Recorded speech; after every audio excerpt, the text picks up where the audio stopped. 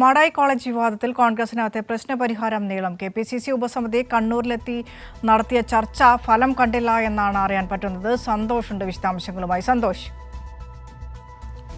Vinisha, KPCC അച്ചടക്ക സമിതി അധ്യക്ഷൻ തിരുവഞ്ചൂർ രാധാകൃഷ്ണൻ, കെപിസിസി ജനറൽ സെക്രട്ടറിമാരായ കെ ജയന്ത്, അബ്ദുൾ മുത്തലീബ് എന്നിവരാണ് കണ്ണൂരിലെത്തി ചർച്ചകൾ നടത്തിയത്. ഈ പ്രതിഷേധത്തിന് നേതൃത്വം നൽകുന്ന ആളുകളുമായും അതോടൊപ്പം തന്നെ MK രാഘവൻ്റെ അനുകൂലികളുമായും ഉൾപ്പെടെയുള്ളവരിൽ നിന്നെല്ലാം തന്നെയും അവർക്ക് പറയാനുള്ള കാര്യങ്ങളാണ് ഈ ഉപസമിതി കേട്ടത്. കണ്ണൂർ DCCയിലായിരുന്നു ചർച്ചകൾ നടന്നത്. ഇതിൽ ഈ പ്രതിഷേധത്തിന് നേതൃത്വം നൽകുന്ന കെ സുധാകരൻ അനുകൂലികളും അതോടൊപ്പം തന്നെ MK രാഘവൻ പിന്തുണയ്ക്കുന്ന എ ഗ്രൂപ്പിന്റെ പ്രതിനിധികളും എല്ലാം തന്നെയും ഈ യോഗത്തിലും ചർച്ചയിലും പങ്കെടുത്തു. എന്നാൽ കൃത്യമായിട്ടുള്ള ഒരു പ്രശ്നപരിഹാര ഫോർമുല മുന്നോട്ട് വെക്കാൻ കഴിഞ്ഞില്ല. കാരണം ഈ നിയമനം പുനഃപരിശോധിക്കണം എന്നുള്ള പ്രതിഷേധക്കാരുടെ ആവശ്യം അംഗീകരിക്കാൻ കഴിയില്ല എന്നുള്ളതാണ് ഉപസമിതി അറിയിച്ചത്. അത് നിയമപരമായിട്ടുള്ള കാര്യമാണ്.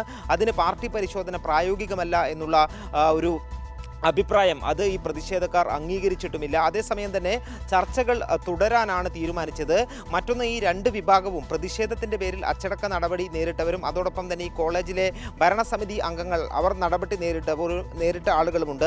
ഈ അച്ചടക്ക നടപടികൾ പുനഃപരിശോധിക്കാം എന്നുള്ള ഉറപ്പാണ് സമിതി നൽകിയത്. എന്നാൽ കോലം കത്തിച്ച ആളുകൾക്കെതിരെയുള്ള നടപടി പിൻവലിക്കാൻ പാടില്ല എന്നുള്ള ആവശ്യമാണ് MK രാഘവൻ അനുകൂലികൾ മുന്നോട്ട് വെച്ചത്. ഏതായാലും ഈ പ്രശ്നപരിഹാരത്തിന് ചർച്ചകൾ തുടരുമെന്നും MK രാഘവന്റെ കോലം കത്തിച്ച നടപടി അംഗീകരിക്കില്ല, അത് പ്രാകൃതമായിട്ടുള്ള നടപടിയാണ് എന്നുള്ളതുമായിരുന്നു തിരുവഞ്ചൂർ രാധാകൃഷ്ണന്റെ പ്രതികരണം.